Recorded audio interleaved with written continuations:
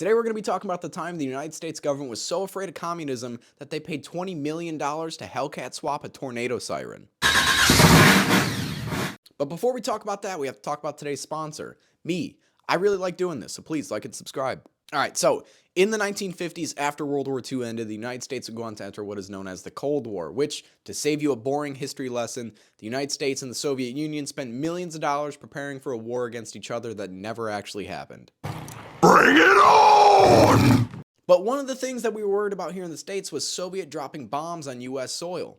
And to prepare for that, Uncle Sam decided to steal some of the Queen's homework because for the last 40 years, the Brits have been under constant threat of bombing attack from everybody. What the British have been doing is a complex system of air raid sirens all across their country. And we decided that's what we were going to do. The only problem is Britain is the size of Lower Peninsula, Michigan, and the United States is fucking huge.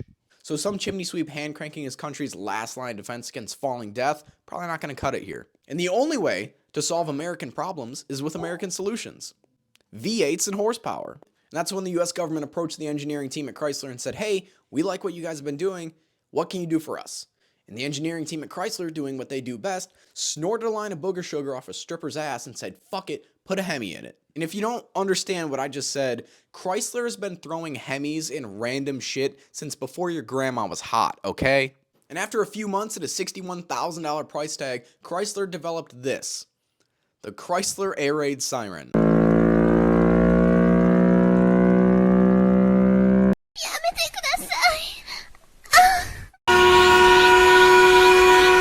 Alright, the guy who named stuff cool things hadn't been invented yet. But the Chrysler Air Raid Siren was exactly what Uncle Sam had ordered. It was able to produce 140 decibels of noise and send that noise 25 miles away. And for a little bit of context, if you were parked next to one, got in your car and drove for a half hour, you'd still be able to hear the Chrysler Air Raid Siren.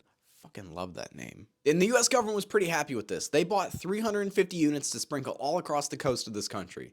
And Chrysler took that $20 million of sweet, sweet taxpayer money and developed the future HEMIs like the 426 and eventually the Hellcat. And basically, to sum this video up, if the government had not spent billions of dollars on a war that never actually happened, we wouldn't be able to drive Charger SRTs like assholes. Have a good night.